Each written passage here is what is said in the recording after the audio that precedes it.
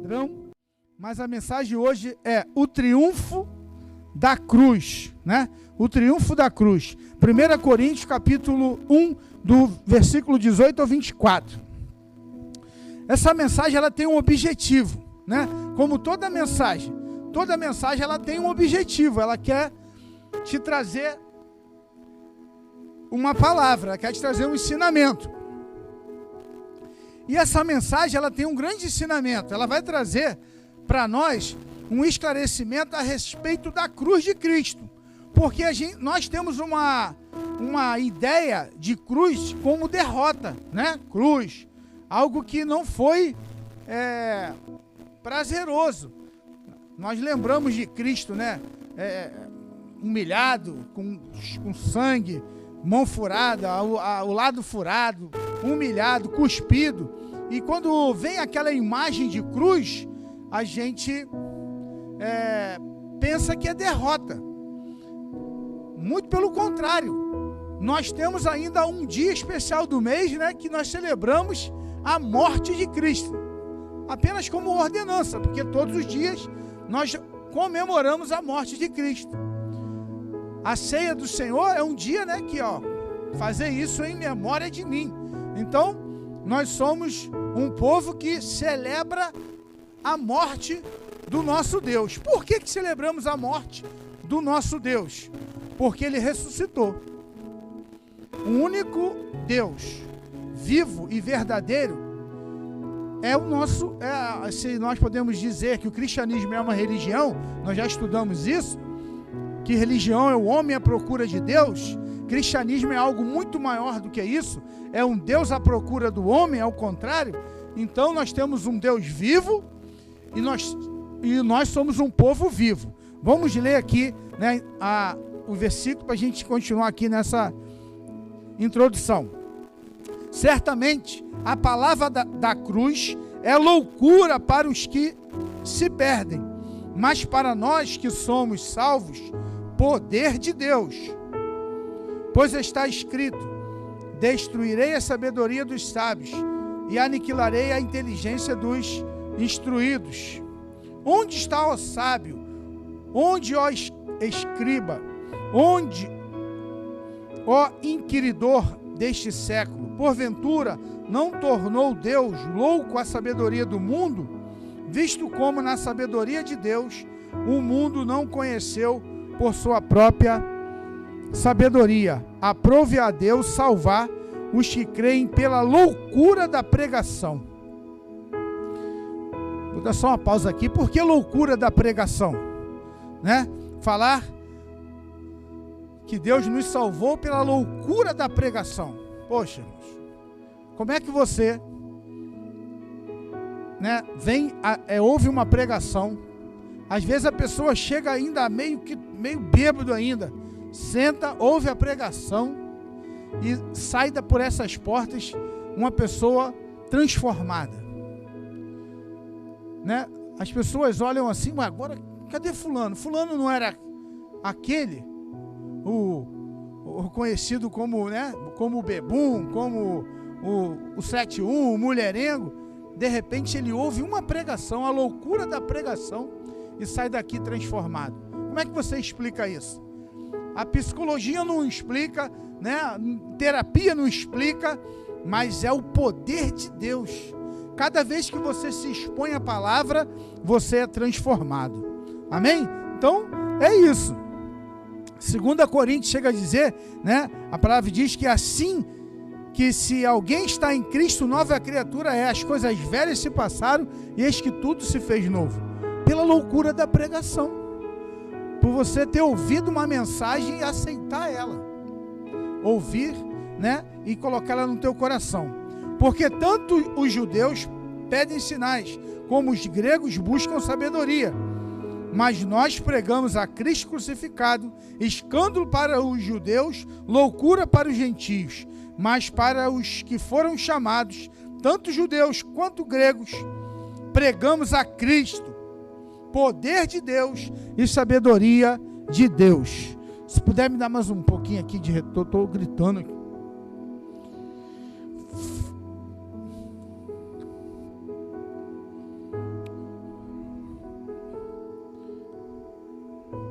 Porque a loucura de Deus é mais sábia do que os homens, e a fraqueza de Deus mais forte do que os homens. Então, como eu disse, nós temos uma impressão errada, né, da cruz de Cristo.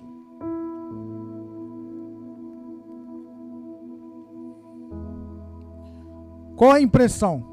De olhar para a cruz. Por isso que nós não usamos crucifixo por isso. A ideia de crucifixo, ela veio, né, no século IV. O símbolo cristão era um peixe.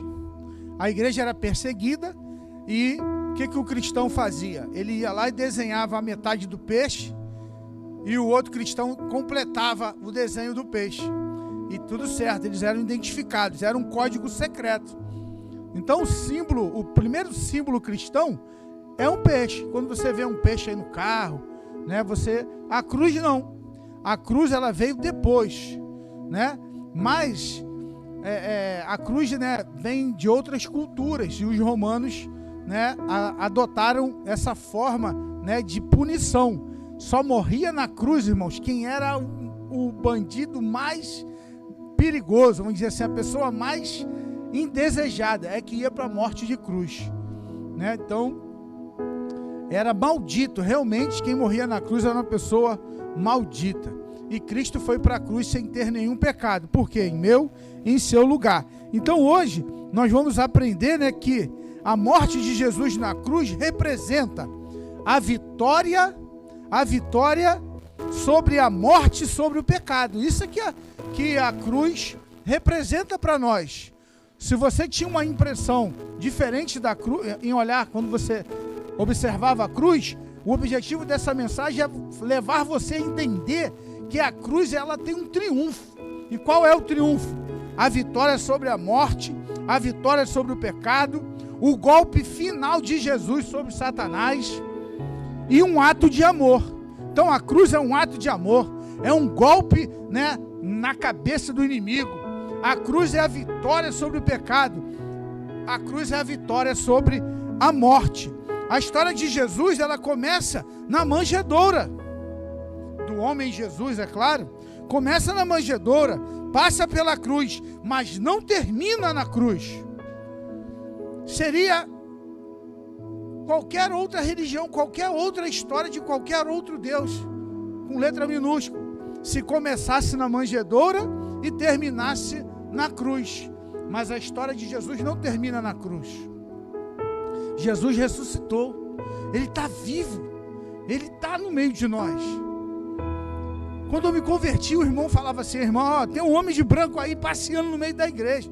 Eu abri o olho, velho. Lá em 96, Andrelino Rio. Ó, foi você, né, Andrelino? Eu abri minha mão, o homem de branco está passando. Eu ficava com o olho aberto e o olho fechado. Nessa que eu fechei os dois, minha mão, fui pego pelo pulso e puxado para frente. Quando eu abri o olho, não tinha ninguém. Falei: rapaz, esse tal de homem de branco que está aí é Jesus, Ele está vivo. Ele te abraça, Ele fala aos seus ouvidos, Ele pega pelas suas mãos. O nosso Deus é um Deus vivo e nós somos um povo vivo. Jesus ressuscitou, a morte não pôde, né, detê-lo. Que isso, meu irmão? Jesus venceu. Jesus venceu. Por isso que o cristianismo não é uma religião. Religião é um homem buscando Deus. Cristianismo foi um Deus que se humanizou, fez carne, habitou no meio de nós, andou no meio de nós, pregou a palavra. Ele que veio para nos buscar. Então nós servimos um Deus poderoso. O pecado entrou por um homem, Adão. Adão é o nosso representante, mas, né, a salvação entrou também por um homem, Cristo Jesus. O pecado foi vencido pelo sacrifício dele, pelo sacrifício de Cristo. Hoje, a gente não precisa, né, pagar promessa, viver preocupado, porque Cristo pagou o preço lá na cruz do Calvário. Então a cruz do Calvário, ela é um triunfo. Quando eu olho para a cruz, eu vejo a minha vitória, eu não vejo derrota. Porque eu preciso então entender isso, irmãos. Eu vou te falar aqui rapidamente 4 coisas. Porque na cruz o plano da salvação se completou. Foi lá na cruz. A cruz começa o plano da salvação. O homem pecou, o homem caiu. A cruz, meu irmão, a salvação, ela não foi um plano B, não. Diz as Escrituras que ela já foi preparada antes da fundação do mundo. Quando o homem peca, lá em Gênesis, no capítulo 3, no versículo 15, está escrito assim: porém, inimizade entre ti e a mulher, entre a tua descendência e o seu descendente. Este te ferirá a cabeça, e tu lhes ferirás o calcanhar. Isso foi quando o homem pecou, lá no jardim do Éden. Cada um teve um belisco, né? Vamos dizer assim. Cada um teve um aperto. Vem cá, olha, você mulher, vai ter filho com dores. Homem, agora do suor do teu rosto você vai ter que se alimentar. Serpente. Aí falou para o diabo, olha só. Porém, inimizade entre ti e a mulher, entre a tua descendência e o seu descendente. Aqui tem um rema aqui. O seu descendente. Tanto que o diabo perseguiu, né? Atacou. Vai nascer alguém aí. Aí nasce Caim, nasce Abel. É Caim, não é Abel. Aí perseguiu os meninos no tempo de Moisés. Perseguiu as crianças no tempo de Jesus, matando, né, um infanticídio. Então o diabo, ele está aí, meu irmão. O diabo, a gente não pode ignorar os seus ardis, as suas intenções. Nós, como crentes, o diabo, nós sabemos que ele existe. A maior arma dele é achar que ele não existe. Porém, ele não pode nos tocar. Já foi decretado, a primeira palavra aqui, a primeira profecia já foi decretada. Olha, ele vai pisar a tua cabeça, você vai ferir o calcanhar. Mas pastor, então o diabo tem o poder de ferir o calcanhar? Tem, poxa. Tem morte. Essas coisas que acontecem no mundo. Quando nós vivíamos longe de Deus, como é que era a nossa vida? Mas agora não. Agora nós estamos em Cristo. E em Cristo há uma profecia lá no início, olha. Vai nascer um que vai esmagar a sua cabeça. Que vai pisar na sua cabeça. Eu costumo dizer, por onde eu passo, para dando aula, que eu não falo assim, olha, eu não quero nem saber onde que o diabo está. Tem gente que brinca, ele vai estar lendo a receita que está debaixo do meu pé. Eu não quero nem pisar na cabeça do diabo, porque quem pisa é Deus, meu irmão, quem pisa é Cristo. A profecia é Cristo vai pisar a cabeça do diabo. Mas pastor, está escrito que Deus nos deu poder para pisar serpentes e escorpiões e toda a força do maligno. Deus nos deu habilidade, meu irmão, para pisar, enxergar todas as artimanhas do diabo.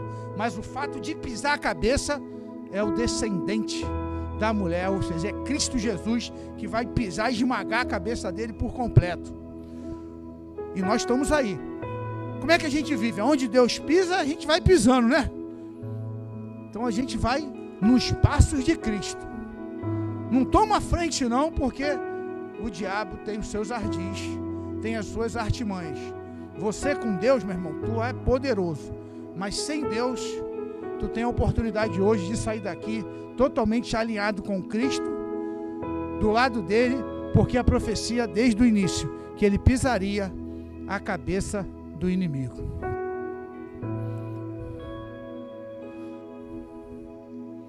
E a gente sabe, né, que a gente até diz, tem um ditados aí, né, que fulano tá no meu pé, tá pisando no, perseguindo. Esses ditados de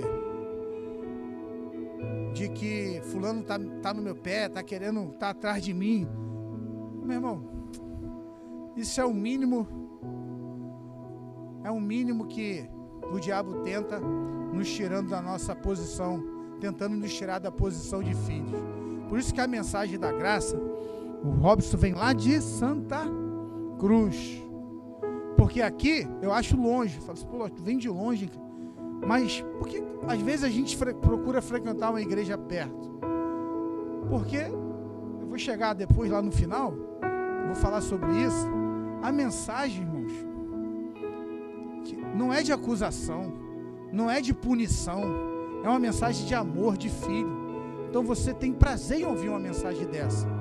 Porque se você ouvir uma mensagem que é só de acusação, que é só de morte, é só de derrota, que você... Cristo não faz isso conosco. Então nós estamos aqui aprendendo, porque às vezes pessoas vêm de longe, querem ouvir essa mensagem da graça. E nós estamos nesse caminho aí. Amém? Creia que nenhum mal te sucederá, nem praga alguma chegará à tua tenda. Deus te deu poder. Você precisa crer nisso. Por quê? Já foi profetizado, meu irmão. Deus, o inimigo já foi derrotado por Jesus na cruz. O inimigo não pode mais controlar a sua vida. Sabia disso? O inimigo não pode mais manipular você. O inimigo não pode mais humilhar você. O inimigo não pode mais arruinar você, porque Jesus é o Senhor, e Ele é provedor, e Ele é que garante a sua vitória. Ele triunfou na cruz, meu irmão. Aí, vocês já pararam para se perguntar assim, poxa, peraí, se o diabo soubesse que a cruz era a derrota dele, por que ele entrou em Judas e foi lá vender Jesus? Já se pararam para perguntar isso? Porque às vezes a gente fala aqui Satanás estava como? Estava lá se escondendo no inferno, com medo de Jesus, porque ele sabia. Se ele sabia que era a derrota dele, por que ele entrou em Judas então para vender a Cristo?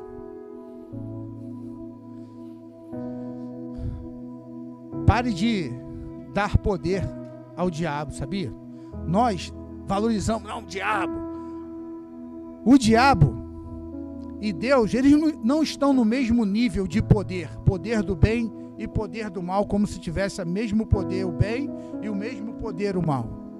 Satanás, Deus é onipotente, onipresente, onisciente.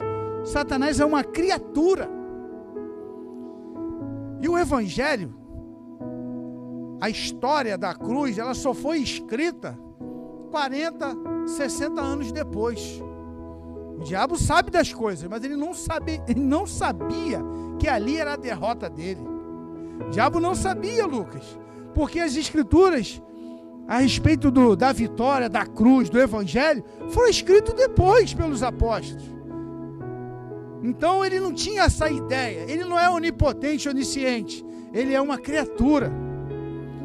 Então o mundo coloca o poder do inimigo, do bem e do mal, como se fosse dentro do mesmo tamanho. Não, muito pelo contrário. Deus, o poder de Deus é infinitamente mais. O diabo não tem esse poder. E nós estamos do lado de um Deus que é poderoso, meu irmão. E na cruz, ele foi derrotado. Segunda razão para comemorarmos o triunfo da cruz. Porque na cruz, Jesus venceu o diabo. Que eu vou estar falando para você aqui em 2º e 3º, eles também parecem a mesma coisa, mas você preste atenção. Jesus na cruz venceu o diabo, derrotou. O que eu quero acrescentar para você aqui é o seguinte: você serve a um Deus que já é vencedor. As Olimpíadas acabaram hoje, não foi isso? O atleta, para chegar à medalha de ouro, ele se preparou, fez dieta, correu daqui, malhou para ser um vencedor. Você imagina se em toda a modalidade já tivesse um vencedor já definido? Ó, fulano de tal vencedor. Como é que os outros iam ficar? O segundo lugar já é meu, né? Ou o segundo ou o terceiro. Jesus é esse medalhista de ouro para sempre. Ele já é o vencedor, ele já entra campeão. A Bíblia diz que ele venceu, ele é o vencedor.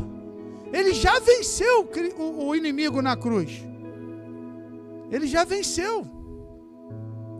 Você serve a um Deus que já é vencedor. Você, quando entra numa batalha, você não tem a expectativa de ser um vencedor. Já é. Já está carimbado para você a vitória. Então você tem que ter alegria no coração para saber disso. Apocalipse, capítulo 12, é que vai confirmar para nós. Então, ouvi grande voz do céu proclamando: agora veio a salvação, o poder, o reino do nosso Deus e a autoridade do seu Cristo, pois foi expulso o acusador de nossos irmãos, o mesmo que os acusa de dia e de noite diante do nosso Deus. Já foi expulso. Ele já é vencedor. Continua aí, varão. Tem um 12, não tem? 11. Eles, pois, venceram por causa do sangue do Cordeiro. Fala comigo, venceram por causa do sangue do Cordeiro. Venceram por causa da palavra do testemunho. Que isso, meu irmão? Que deram, e o mesmo em face da morte, não amaram a própria vida. Aqui tem 3 informações, irmãos. Por que nós vencemos? E aqui está dando um testemunho lá na frente, né, de uma situação escatológica, mas por que eles venceram? Eles venceram pelo sangue do Cordeiro, venceram pelo testemunho, que o Robson deu aqui hoje, venceram porque eles não amaram a sua vida, serviram a Cristo até a morte. Quando a gente fala do sangue, venceram pelo sangue, o que me vem à memória, né, é a passagem do anjo da morte lá no Egito. O anjo, quando vinha, entrava na casa de todo mundo, só não entrava na casa onde tinha a marca do sangue do Cordeiro nos umbrais das portas. O anjo da morte entrava e matava todo o primogênito, mas não podia entrar na casa daquele que tinha o sangue do Cordeiro. Você tem a marca do sangue do Cordeiro, irmãos. Nós temos que viver com aí sim. Eu falo assim, poxa, eu tenho que viver olhando para cima. Não é porque eu sou metido, é porque eu estou respaldado no sangue do Cordeiro. Quando o diabo vem me acusar, quando a doença bate, quando a calúnia bate, quando o problema bate, eu olho para cima, para a marca do sangue do Cordeiro que está nos umbrais da minha porta. Que eu imagino que naquela época as portas eram altas. Hoje é no mínimo 2,10, então eu tenho que olhar para cima. O sangue do Cordeiro está ali. Quando o diabo vier te afrontar, o sangue do Cordeiro. Aí tu só faz assim, ó. Sangue do Cordeiro. Nunca se esqueça do sangue do Cordeiro. Porque você é um vencedor por causa do sangue. O diabo foi derrotado na vida dos irmãos porque eles se apropriaram do poder do sangue. O sangue de Cristo que foi derramado na cruz do Calvário. João Batista fala isso: eis o Cordeiro que tira o pecado do mundo. Eles venceram por causa da palavra do testemunho. Pode passar aí, varão, que tem aí esse mistério aí. Passa, pode passar. Por causa do sangue, pelo testemunho que deram. Eu tenho aprendido aqui que, meu irmão, eu vi o testemunho. As pessoas chegam às vezes e falam assim: rapaz, como é que você consegue essas coisas? Foi Cristo que me deu. Foi Deus que me deu. Na minha vida é assim. Deus tem me abençoado. Hoje mesmo eu falei. Lá na mansão que eu estou construindo. Aí eu fiz um corredor, né, da escada. Aí eu falei, agora tem que comprar um portão. Aí o irmão irmão chegou. Ô André, tu vai colocar qual portão ali? Eu falei, eu não sei, eu vou acompanhar aí ou do meu cunhado, ou do meu tio. Ele, tá bom então. É porque eu tenho um portão, é uma madeira roxinha, que a gente vai morrer, ela vai, o portão vai continuar lá, que deve ter vindo já de gerações do portão. Aí na hora eu fiquei assim, meu Deus, por que eu não falei que eu ia colocar um portão que Deus me desse logo, né? Aí eu fiquei meio assim. Aí eu, vê lá, vou mandar a medida para você. Aí depois, peguei o portão, coloquei no lugar, uma alegria danada. Ele falou, aí eu fui e falei, rapaz, Deus é bom mesmo comigo. Aí ele falou, olha, eu fui e exaltei a Deus, que esse irmão não é um irmão muito amado, né, que a gente tem evangelizado. Aí eu falei, pô, Deus tem me abençoado aqui nessa obra. Porque as coisas são caras. Mas um Deus que dá um portão para botar numa casa, Ele dá a casa, irmãos. O Deus que dá um portão, Ele faz o que você está precisando. Qual é a sua necessidade? A gente quer limitar Deus. Ou você quer igualar a Deus, com poder de Deus e poder do diabo colocamos igual. Não.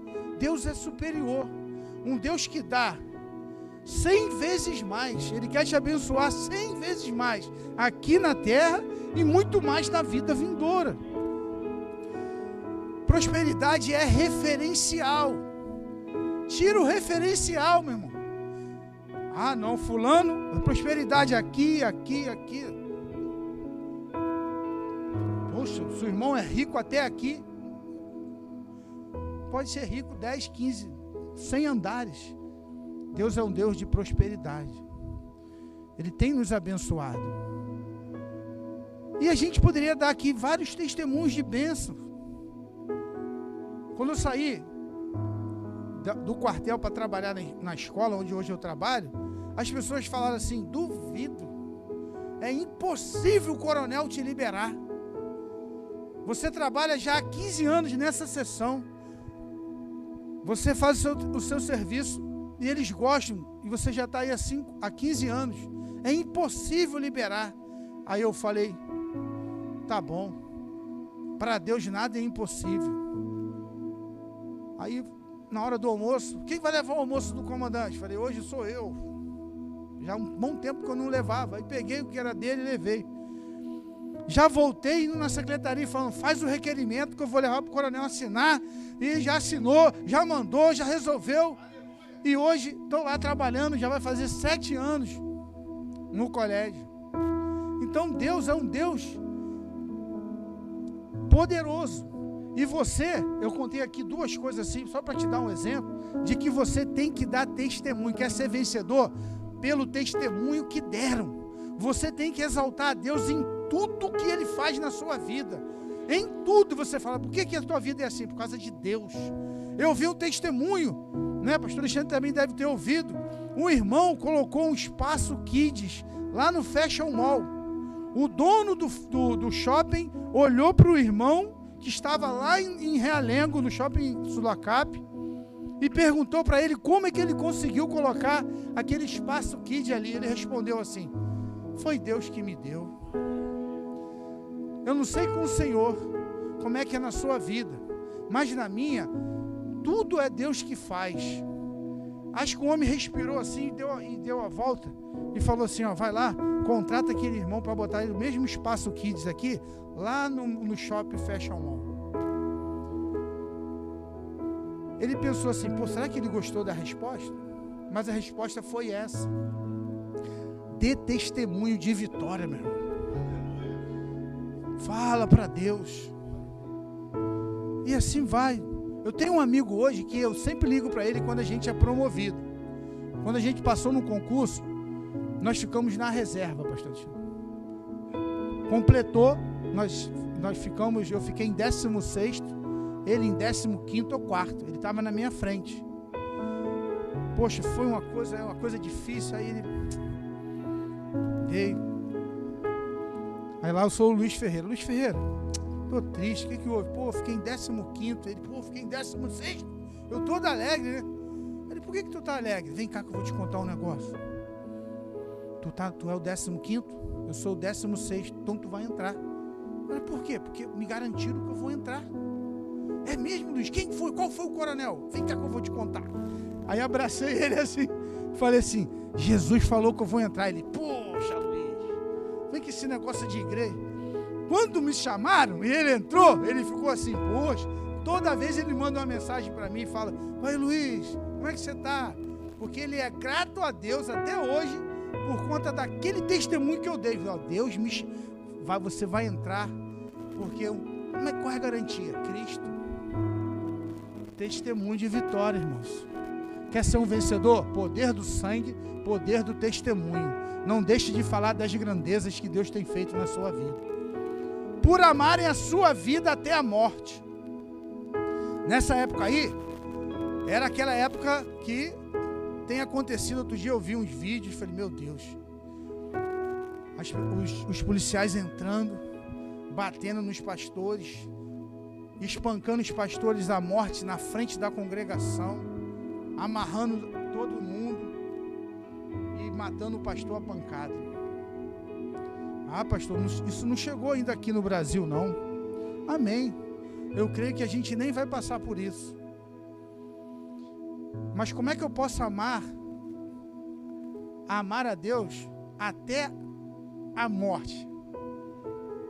Porque a Bíblia diz, aquele que perder a sua vida por amor a Cristo, ele perde ou ele ganha? Salvá-la, ele ganha. Então o que eu faço? Poxa Deus, então o que eu tenho que fazer? É não murmurar que se tem culto, se tem célula, se tem festa, se tem encontro, sabe? Se tem célula na quarta, na terça, aula na quinta, aí você fica como? Eu falei assim, Deus, eu estou à tua disposição. Deus, eu estou cansado. Aí ele entende que está cansado, meu filho, eu vou te dar umas férias. Você é livre, mas você tem que amar a Deus até a morte, até o final. Se colocar à disposição da obra, se colocar à disposição do reino, se colocar à disposição, meu. Getúlio está aí com um desafio do teatro. Se ele pensar e olhar para as dificuldades, ele vai ficar ele e a pilastra ensaiando. Mas ele colocou no coração, não, Deus me colocou nessa posição. Deus é o que dá. Meu irmão, se Deus te chamou, Ele vai te capacitar, Ele vai te dar saúde, Ele vai te dar dinheiro para você ir e voltar, Ele vai te dar tudo, Ele vai providenciar tudo. Na lei, você fica cansado, mas na graça você faz muito mais do que na lei. Você vai produzir muito mais, porque você fala assim, Deus, sem ti nada podereis fazer. Então entregue a sua vida para a obra. Os irmãos que estão fazendo o curso toda quinta, tem uns irmãos aqui, amanhã nós estaremos aqui na aula. Pô, mas é quinta, é segunda, é domingo. Olha, meu irmão, ame a obra de Deus até o final, porque Deus é aquele que vai te abençoar de forma extraordinária. Amém? Terceiro, para a gente encerrar. Quarto aqui, né? Isso apenas foi um subtópico, vou passar um pouquinho. Vou para o quarto tópico, varão. Porque na cruz a maldição da lei foi removida.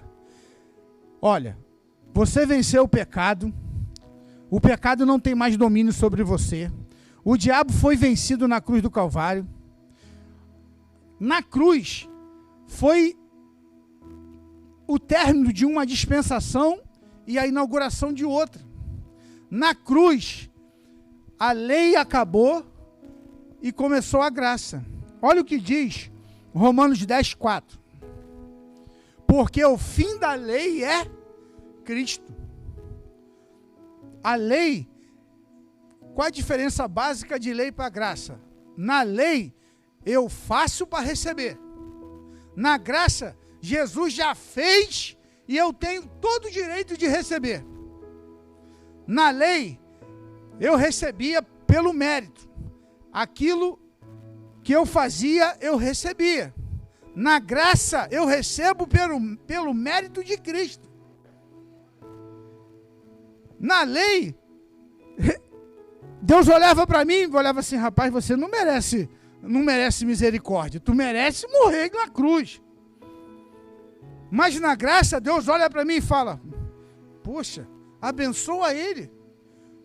Porque quando Deus me olha, não vê o homem, vê Cristo sobre mim, vê o sangue do Cordeiro, vê a palavra do testemunho. Ele vê Cristo sobre a minha vida e sobre a sua vida. Então na lei, não era muito legal a lei não.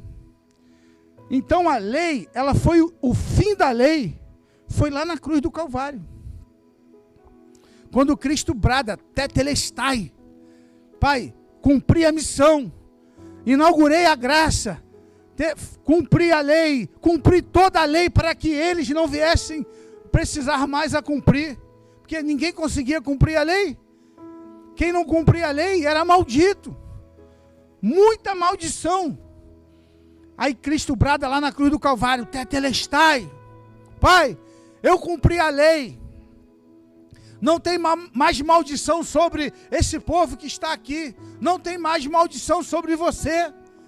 Cristo cumpriu toda a lei, removeu a condenação. Pastor Alexandre, bem lembrado, quando se fala assim, a cédula que era contra nós, eu gosto muito desse versículo, foi cravada na cruz do Calvário. Que cédula era essa? Era a lei. A lei, ela foi cravada na cruz do Calvário. Quando o diabo vem e olha, você está devendo, você não cumpriu, aí você olha para a cruz, aí Deus fala assim, deixa comigo. Pode ficar aqui, no canto dos absolvidos, no canto dos abençoados, no canto dos lavados e remidos na cruz do Calvário. Colossenses 2,14. Vai e volta, hein? Colossenses 2,14. Olha que coisa linda. A cédula que era contra nós, a maldição, a dívida, foi paga lá na cruz do Calvário. Então a cruz não é você olhar para Cristo e ver um Cristo derrotado, morto e ensanguentado. É você olhar para Cristo e ver a cruz vazia. Hoje tem algumas igrejas que usam a cruz vazia, porque Deus não está lá, Cristo não está lá. Havendo riscado a cédula que era contra nós, nas suas ordenanças, a qual de alguma maneira nos era contrária, e tirou do meio de nós, cravando-a na cruz do Calvário. Que isso, meu irmão? O diabo, ele tenta te acusar, tirar da posição de filho. Meu irmão, olhe para a cruz, olhe para o triunfo da cruz. Agora nós estamos em Romanos 8:1, quando o pastor gosta muito desse versículo. Romanos 8:1. Aí tu volta para a sequência lá, profeta. O que está escrito em Romanos 8:1? Agora, pois, nenhuma condenação há para os que estão em Cristo Jesus. Não tem condenação para você. Na graça é o seguinte, pastor, você não pode pregar isso na igreja. Na graça é o seguinte, os seus pecados foram perdoados. Lembra dos 3 tempos da salvação? Os irmãos estão aprendendo aí. No passado, o teu espírito foi salvo, os teus pecados foram perdoados. No presente, a tua alma está sendo transformada, os seus pecados estão perdoados. No futuro, o seu corpo será glorificado, os seus pecados são perdoados. Pastor, então o meu pecado foi perdoado lá atrás, está sendo perdoado agora, e o que eu fizer amanhã vai ser perdoado? Vou. Que isso, pastor? Não fala isso não. Isso é uma proposta para pecar. Os irmãos vão sair aí pecando. O Senhor está dando uma autorização para o pecado. Não estou não.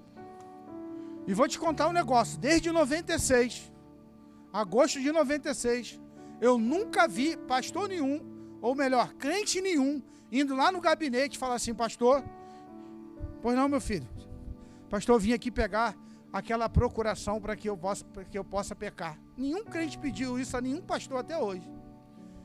O que o senhor está querendo dizer com isso, pastor?